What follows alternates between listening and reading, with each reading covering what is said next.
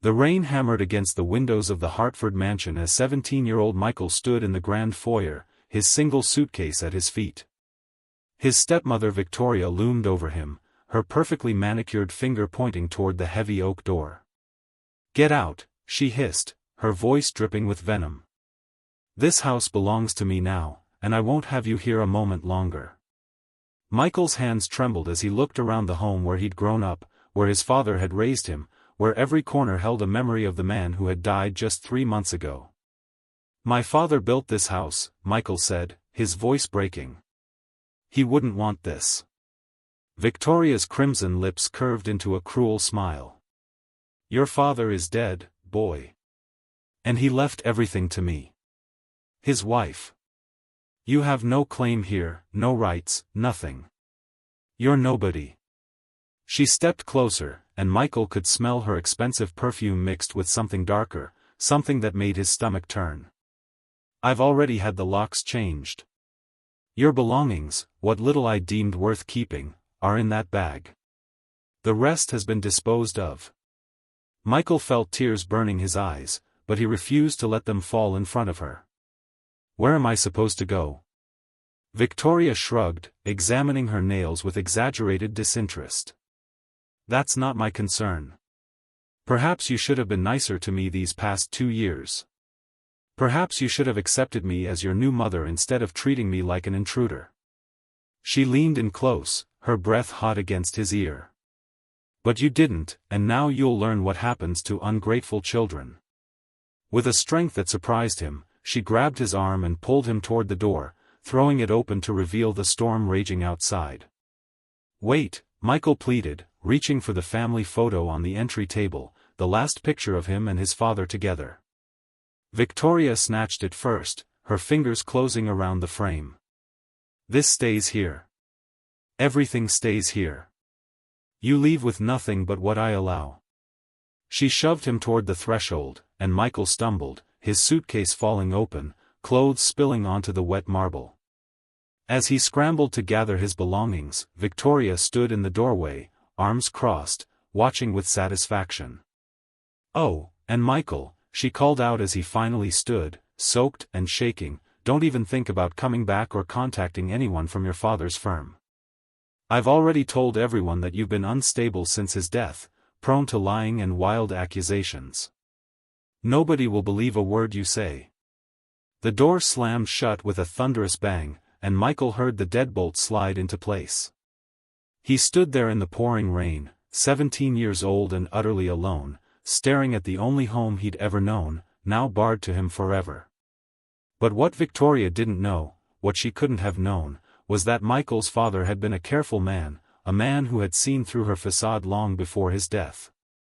And in a safety deposit box at a small bank across town, a box that only Michael knew about, lay a document that would change everything. A will, signed and notarized just 2 weeks before his father's unexpected death, a will that told a very different story than the one Victoria had presented to the lawyers. But that discovery was still days away, and for now, Michael had to survive. 6 months earlier, everything had been different. Michael's father, Robert Hartford, had been alive and well, running the successful pharmaceutical company he'd built from the ground up. The Hartford name meant something in their city, represented integrity and innovation. Robert had been a widower for 12 years, ever since Michael's mother died in a car accident when Michael was just 5 years old. For over a decade, it had been just the two of them, father and son, navigating life together. Robert had never shown interest in dating, always saying that Michael was his priority, that he'd had his great love and was content with the memory. Then Victoria appeared. She'd come to one of Robert's charity galas, stunning in an emerald dress that matched her calculating eyes. She was 15 years younger than Robert, beautiful in a sharp, polished way that reminded Michael of a blade hidden in silk. She'd approached Robert with a champagne flute in hand and a story about being new to the city, about admiring his work, about being so alone in the world. Robert, kind and trusting as he'd always been, had been charmed. Within weeks, they were inseparable. Within 2 months, they were engaged. Within 3, They were married in a small ceremony that Michael had watched with a growing sense of dread he couldn't quite explain. From the beginning, Victoria had been different when Robert wasn't around. The warm smiles disappeared, replaced by cold stares. The gentle voice she used with Robert turned sharp and dismissive when it was just her and Michael. She'd started slowly, making small changes to the house, redecorating his mother's sitting room, removing family photos and replacing them with modern art. When Michael protested, she'd cry to Robert about how difficult it was to join a family where she wasn't wanted, how she was just trying to make the house feel like home for all of them. Robert, desperate to make his new marriage work, had asked Michael to be more understanding, to give Victoria a chance. Michael had tried. He'd bitten his tongue when she threw away his mother's favorite vase, claiming it was an accident. He'd said nothing when she started changing the menu for family dinners, eliminating all of his and Robert's favorite meals in favor of her preferences. He'd even attempted to be friendly, asking about her day, her interests, trying to find common ground. But Victoria had no interest in bonding. She had other plans. The first real sign of trouble came when Robert started getting sick. It began with headaches, then fatigue, then stomach problems that the doctors couldn't quite diagnose. Robert, who had been vibrant and energetic, started coming home from work early, started missing important meetings, started spending more and more time in bed. The doctors ran test after test, but everything came back inconclusive. They talked about stress, about getting older, about perhaps taking a step back from the company. Victoria played the concerned wife perfectly, always at Robert's bedside, always making him special teas and meals, always shooing Michael away when he tried to spend time with his father. Michael had watched his father deteriorate over those months, watched him become a shadow of himself. And he'd watched Victoria, too. He'd seen how she'd started taking over Robert's affairs, how she'd convinced him to sign papers when he was too weak to read them carefully, how she'd isolated him from his oldest friends and colleagues, claiming they were too stressful for him in his condition. Michael had tried to talk to his father, tried to express his concerns, but Robert was too sick and too infatuated to listen. "Victoria loves me," he'd insisted weakly. "She's taking care of everything so I can focus on getting better." But Robert didn't get better. He died on a Tuesday morning in February, Victoria by his side, claiming he'd simply stopped breathing in his sleep. The death was ruled as heart failure, another tragic case of a man working too hard for too long. The funeral was small, controlled entirely by Victoria, who played the grieving widow with Oscar-worthy performance. Michael, numb with grief and shock, had barely been able to function. The reading of the will had come a week later. Victoria's lawyer, a slick man named Hendricks whom Michael had never seen before, had presented a will dated just a month before Robert's death. In it, Robert left everything to his beloved wife Victoria, the love of his life, his salvation. Michael was mentioned only briefly, with a small trust fund that would pay out when he turned 25, provided he maintained good behavior as determined by Victoria's discretion. The lawyer had looked at Michael with what might have been pity and explained that this was not uncommon, that Robert had wanted to ensure his wife was cared for, that Michael was young and would have opportunities to make his own way. Michael had been too stunned to speak, too overwhelmed to challenge it.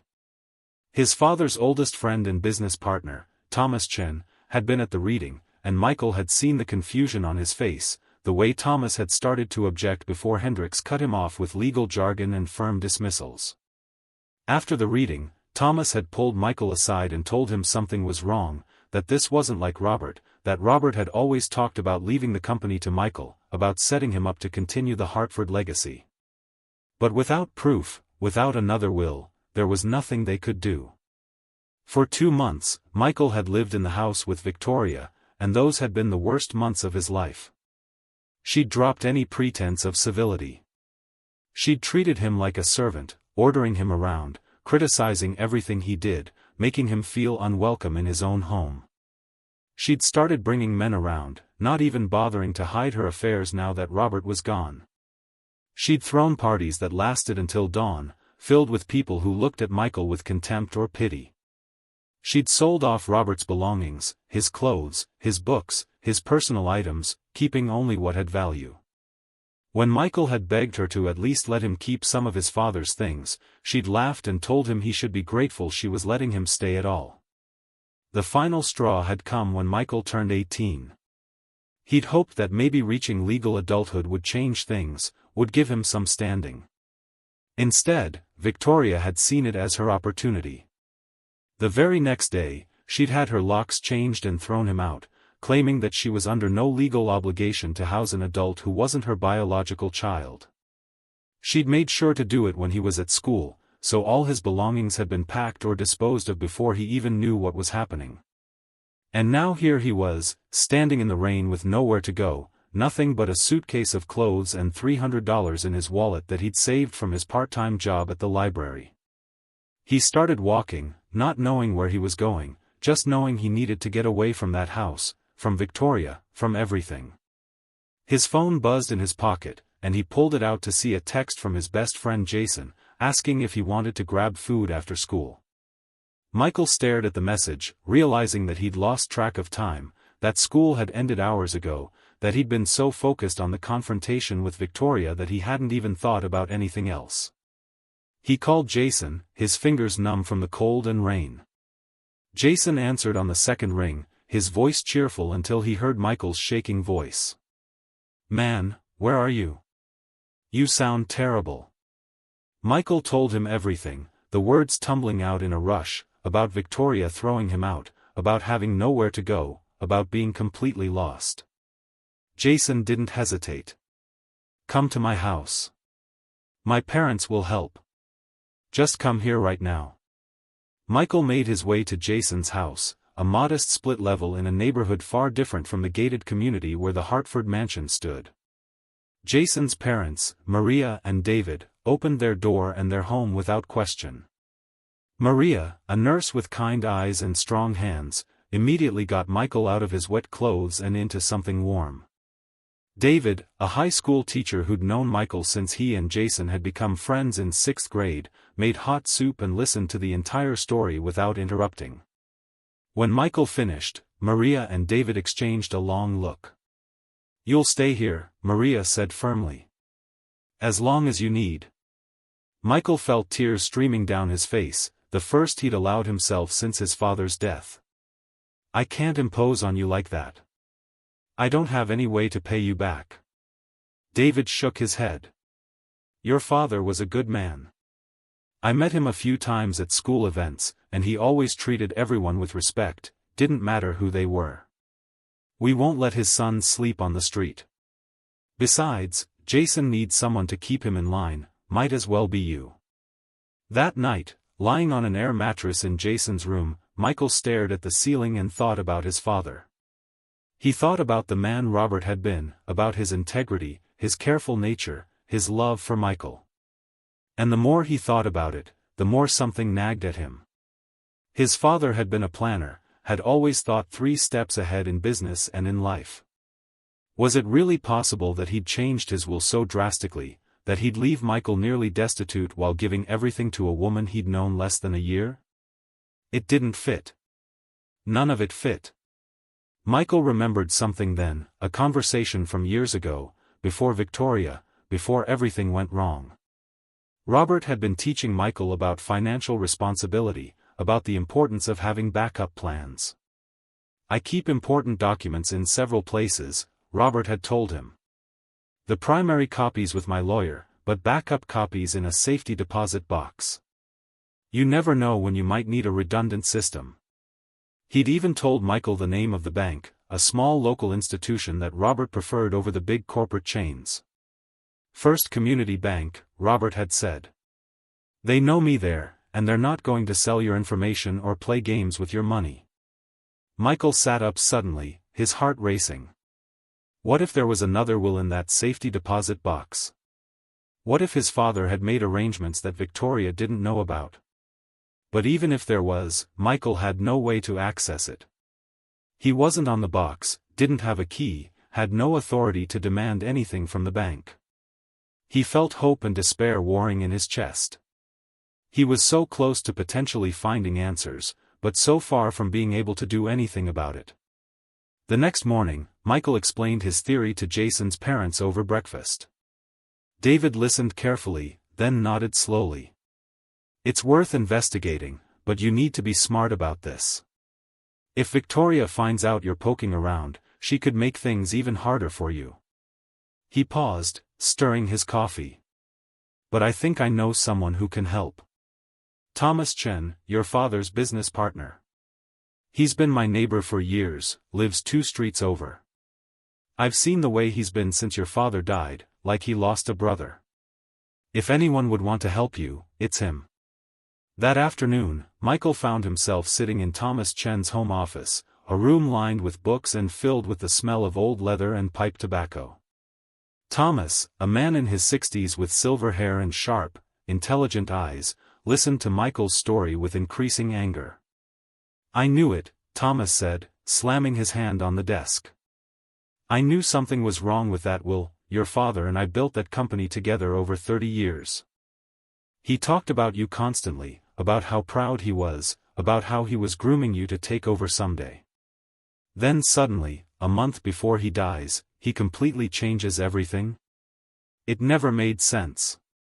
Thomas leaned forward, his expression intense. "Michael, I need to tell you something.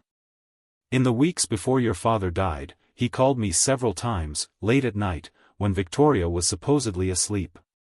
He sounded scared, paranoid even. He said he thought he was being poisoned, that he'd been suspicious of Victoria for weeks but had been too proud to admit he'd made a mistake marrying her. He said he'd started documenting everything, that he'd made arrangements to protect you and the company. But then he died before he could tell me any details." Michael felt ice flooding his veins. "Poisoned? You think Victoria murdered him?" Thomas's face was grim. "I couldn't prove it then, and I can't prove it now. The autopsy was clean, the death certificate says heart failure. But your father was healthy as a horse before he married her. And I've seen this pattern before, heard stories. A much younger wife, a sudden illness with vague symptoms, a convenient death right after significant financial changes. It's almost textbook." He stood and paced to the window, looking out at the street. "Here's what we're going to do. You mentioned a safety deposit box. Banks keep records of box holders and authorized signers. If your father put you on that box at any point, even years ago, you'd have access rights. We need to find out if you're listed. And if you are, we need to see what's inside before Victoria realizes it exists." Over the next 3 days, Michael and Thomas worked together to unravel the mystery. Thomas used his connections to make discreet inquiries at First Community Bank, and discovered that yes, there was a safety deposit box in Robert Hartford's name, and yes, Michael had been added as an authorized signer when he turned 16, part of a larger financial education plan Robert had implemented. Victoria's name was nowhere on the box documentation. The problem was that Michael needed identification and the key to access it.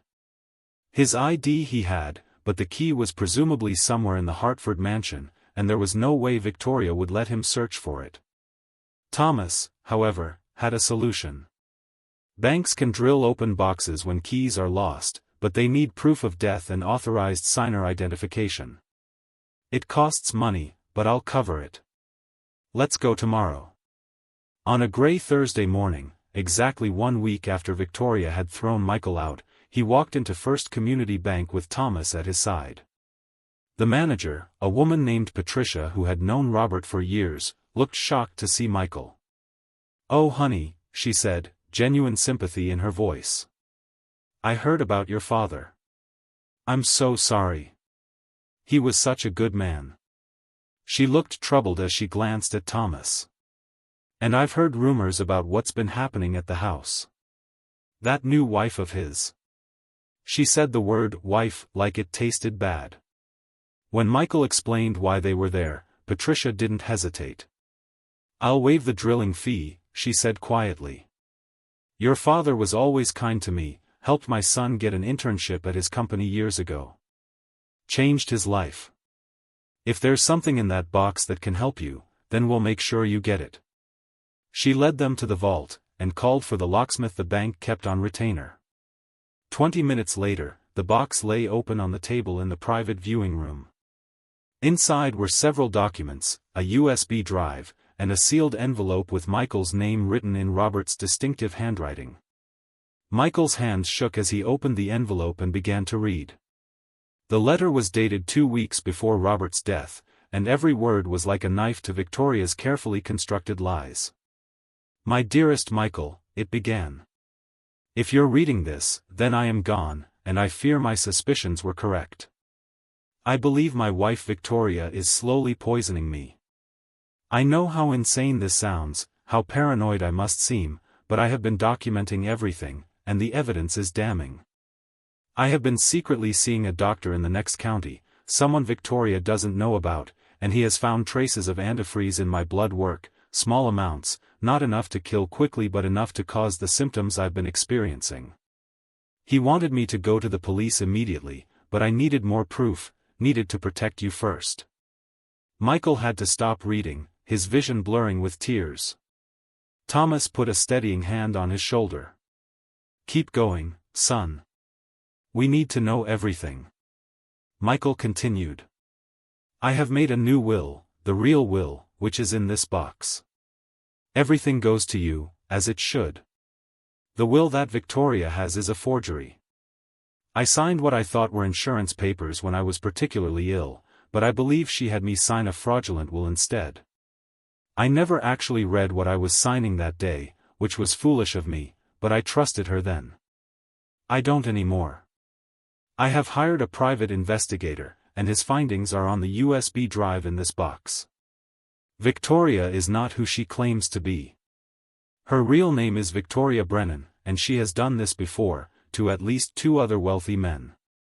One died mysteriously, the other survived but was left bankrupt and broken. She is a con artist, possibly a murderer, and I brought her into our lives. I am so sorry, Michael. I was a lonely fool, and you are paying the price." The letter continued with detailed instructions, names of lawyers Robert trusted, copies of bank account numbers, evidence of Victoria's spending sprees and secret accounts where she'd been funneling money. It was a complete dossier, built by a dying man who knew he was running out of time. "Take this to the police," Robert had written. "Take this to my real lawyer, Martin Prescott, not that snake Hendricks that Victoria uses. Trust Thomas Chen with everything. He is my oldest friend and will help you. And Michael, remember that I love you, that you were the best thing in my life, that every moment I spent being your father was a gift. I failed to protect you from Victoria, but perhaps I can still protect you from beyond the grave. Be strong, be smart, and reclaim what is yours. The Hartford name means something because of the integrity we've built. Don't let a con artist steal that along with everything else." Michael looked up from the letter to find Thomas with tears streaming down his face. "That's Robert," Thomas said roughly. "Fighting until the end, protecting you even when he was dying. God, I wish he'd told me everything while he was still alive. We could have stopped her." They spent the next hour going through everything in the box. The real will, properly witnessed and notarized, leaving everything to Michael with Thomas named as trustee until Michael turned 21. A file from the private investigator showing Victoria's real identity, her history, her previous victims. Bank statements showing how she'd systematically drained accounts Robert had thought were secure. Medical records from the secret doctor showing the antifreeze poisoning. Photographs that Victoria had deleted from Robert's phone, showing her with other men even while Robert was alive. It was damning, overwhelming, complete. "This is enough," Thomas said, gathering the documents carefully. "This is more than enough. We go to the police now, then to Martin Prescott. Victoria's done. She's finished." But Michael shook his head, a strange calm settling over him. "Not yet. If we go to the police now, she'll lawyer up, probably flee. She's smart, she's done this before. I want her to feel secure, to think she's won completely. Then we hit her with everything at once, in front of witnesses, in a way she can't escape. He looked at Thomas with determination. Can we arrange a meeting? Something official, with her lawyer Hendricks, Martin Prescott, maybe some people from my father's company board? Make it seem like it's about settling final estate details, something she'll think is routine. Thomas smiled slowly, understanding dawning. You want your dramatic moment. You want to watch her face when everything collapses. He nodded approvingly. Your father would love this. Yes, we can arrange it. Give me 2 days to set it up properly. Those 2 days were the longest of Michael's life. He stayed at Jason's house, going through his father's files over and over, memorizing every detail, preparing for what was coming. Jason's parents kept his presence quiet, making sure Victoria didn't know where he was. Thomas worked his connections, setting up a meeting under the pretense of resolving some minor business issues between Victoria and the company, something about dividends and board votes. Victoria's lawyer Hendricks had apparently been eager to attend, probably seeing it as another opportunity to intimidate and consolidate Victoria's control. The meeting was set for Monday morning at the Hartford Pharmaceuticals headquarters, in the large conference room where Robert had made so many important decisions. Thomas had made sure to invite the full board of directors, Martin Prescott, and had even quietly arranged for 2 detectives from the fraud division to be on standby in an adjacent office. Everything was ready. Michael woke up that Monday morning feeling like he was preparing for battle. Maria insisted he eat a good breakfast, and David helped him pick out the one suit he owned, a navy blue one his father had bought him for his 18th birthday, just weeks before everything fell apart. You look just like him, Maria said softly, straightening his tie. Robert would be so proud of you. Jason drove Michael to the Hartford Pharmaceuticals building, pulling up to the gleaming glass and steel structure that represented his father's life's work. You got this, man, Jason said, gripping Michael's shoulder. Go get her. Michael walked into the building, past the receptionist who gasped when she saw him, past the curious stares of employees who'd heard he'd been thrown out of his own father's house.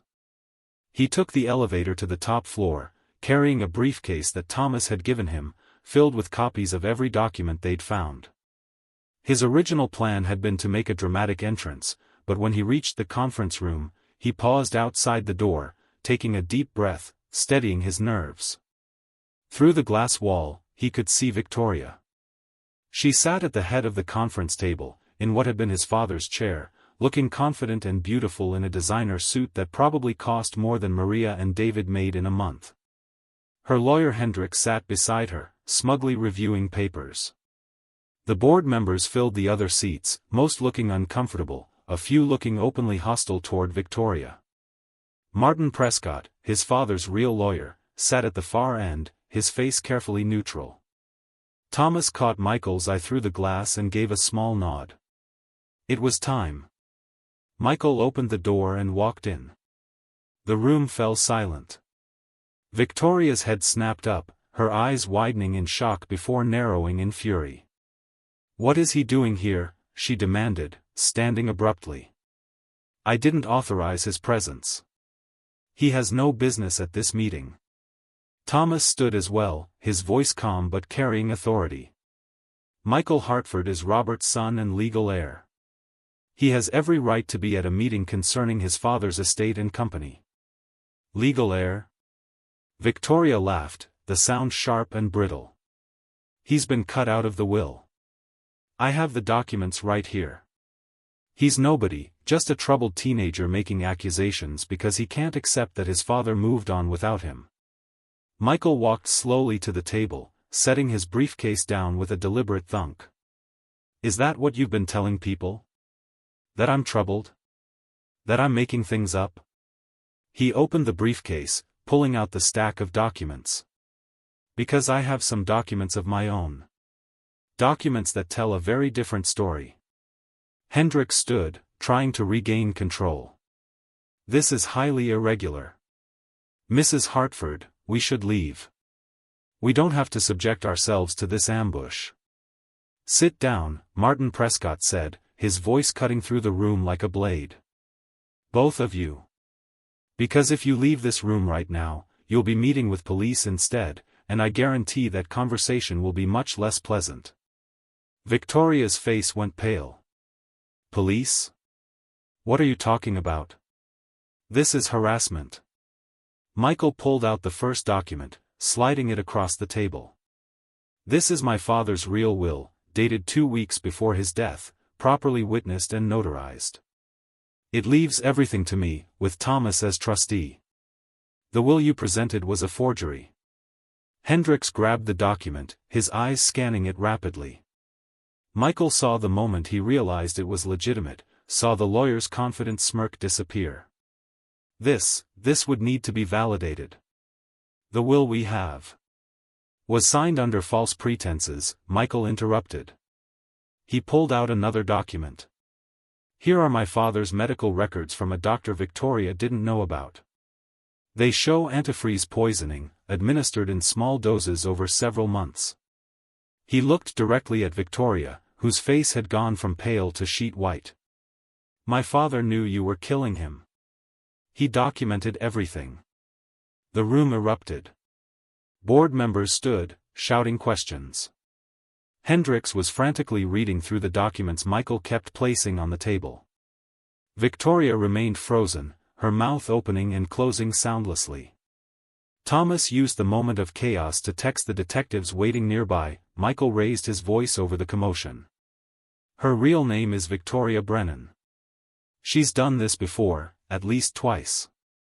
Here's the private investigator's report showing her history, her previous victims, her methods. He pulled out photograph after photograph, document after document, building his case piece by piece. Here's bank statements showing how she's been systematically stealing money from company accounts my father set up. Here's evidence of the affairs she's been having since the day my father died. Here's proof that she lied about her background, her education, her entire life story. Victoria finally found her voice, but it came out as a shriek. Lies. All lies. You forged these documents. You're trying to steal my inheritance. She turned to Hendricks desperately. Tell them. Tell them this is all fake. But Hendricks was staring at the documents with growing horror, realizing that his own reputation was about to go down with Victoria's. I reviewed the will she presented. It seemed legitimate. I had no reason to doubt. You had every reason to doubt, Martin Prescott said coldly. Because you're not a probate lawyer, you're a criminal defense attorney. Which should have been everyone's first clue that something was wrong. Robert's estate had been handled by my firm for 25 years. Why would he suddenly switch to you, someone he'd never met, someone with no experience in estate law? He stood, gathering the documents Michael had presented. These are legitimate. I can confirm that the notary signatures are valid, the witnesses are real people who I will be contacting immediately. This will supersede anything presented previously. The conference room doors opened, and 2 detectives entered, badges visible. Victoria Brennan, the lead detective asked. Victoria actually tried to run, but she only made it 2 steps before the detective caught her arm. We need you to come with us to answer some questions about the death of Robert Hartford and possible fraud charges. What happened next was chaos. Victoria screamed and fought, claiming persecution, demanding her lawyer, threatening lawsuits. Hendricks tried to distance himself, insisting he'd been deceived as well, that he was a victim in all this. The board members called for an immediate vote to invalidate any decisions Victoria had made regarding the company. Martin Prescott began making phone calls to judges and other lawyers, setting in motion the legal process that would unravel everything Victoria had done. Through it all, Michael stood quietly, watching the woman who had killed his father and stolen his life being led away in handcuffs. He felt Thomas's hand on his shoulder. You did it, Thomas said quietly. Robert would be so damn proud of you, Michael. You didn't just get justice for yourself. You got it for him. The following weeks were a whirlwind. Victoria was formally arrested and charged with murder, fraud, forgery, and a list of other crimes. The investigation expanded, revealing even more victims, more cons, more lives she'd destroyed over the years. Her trial became national news, the story of the beautiful black widow who'd almost gotten away with it. Hendricks lost his law license for his role, claiming ignorance but convincing no one. The real will was validated, and Michael, at 18 years old, became the primary beneficiary of his father's estate, with Thomas guiding him as trustee. The Hartford mansion was returned to him, though Michael couldn't bring himself to live there yet, too many memories of both his father's life and Victoria's cruelty. Instead, he stayed with Jason's family while the house was cleaned and restored, all traces of Victoria removed. Robert's company was secured, with Thomas taking over as CEO temporarily until Michael finished school and was ready to step into a leadership role. The board, shamefaced over how easily Victoria had manipulated them, vowed to support Michael in whatever he chose to do. One Saturday afternoon, 3 months after that confrontation in the conference room, Michael stood in his father's study in the Hartford mansion. Jason's parents had helped him move back in, and the house was slowly becoming home again. He'd restored his mother's sitting room, bringing back the photos and memories that Victoria had erased. He'd cleaned out Victoria's changes, replaced them with pieces of his father's life, with history and love and truth. On the desk, he'd placed the letter his father had written, now in a protective frame. He read it often, drawing strength from his father's words, from knowing that even in his darkest moment, Robert had been thinking of Michael, protecting him, loving him. The USB drive had contained videos too, messages Robert had recorded for Michael, advice and wisdom and apologies and love. Michael watched them when he needed to hear his father's voice, when he needed to remember that he wasn't alone. Victoria's trial was set to begin next month, and Michael would have to testify, would have to relive everything in a public courtroom. He wasn't looking forward to it, but he was ready. He'd found his strength, learned that he was capable of more than he'd ever imagined. There was a knock on the study door, and Thomas entered, carrying a folder. "Got the final estate paperwork," he said, setting it on the desk. "Everything's officially transferred. The company, the house, the accounts, all of it. You're officially one of the youngest millionaires in the state." Michael smiled slightly. "Never wanted it this way. I'd give it all back to have him here." "I know," Thomas said gently. "But he made sure you'd be taken care of, made sure Victoria couldn't win. That's love, Michael. That's what a father does." He paused, then added, "He left something else for you. I've been holding it until everything was settled." He pulled out a small box from his jacket. "He gave me this 2 days before he died, told me to give it to you when you were ready." Michael opened the box with shaking hands. Inside was his father's watch, the one Robert had worn every single day, the one his own father had given him. And beneath it, a note in Robert's handwriting: "Time is precious, Michael. Don't waste it on hatred or revenge. Victoria took months from me, but she can't take the years we had, the memories we made, the love we shared. This watch has been handed down for 3 generations. Now it's yours. Make me proud. Love, Dad." Michael fastened the watch around his wrist, feeling the weight of it, the history, the love. He looked up at Thomas with tears in his eyes. "I will," he whispered. "I promise I will." And standing there in his father's study, in the house that had been stolen and reclaimed, wearing his father's watch and carrying his father's legacy, 18-year-old Michael Hartford understood that he had survived the worst thing he could imagine. He'd been broken and rebuilt, torn down and raised up. He'd learned that love persists even after death, that truth eventually surfaces, that justice, though delayed, can still prevail. Victoria had kicked him out, tried to erase him, tried to steal everything. But she'd failed. Because she'd never understood that the Hartford name wasn't about money or houses or companies. It was about integrity, about fighting for what's right, about protecting the people you love even from beyond the grave. Robert Hartford had taught his son those lessons well, and Michael would carry them forward for the rest of his life. Outside, the sun was setting, painting the sky in shades of orange and gold. Michael stood at the window, watching the light fade and the stars begin to appear, feeling his father's presence in the lengthening shadows, in the steady tick of the watch on his wrist, in every beat of his own heart. The trial lasted 3 weeks. Victoria was convicted on all counts and sentenced to 30 years in prison. 2 of her previous victims came forward during the proceedings, finally finding the courage to tell their stories. The judge called her a predator, a manipulator who had destroyed lives without remorse.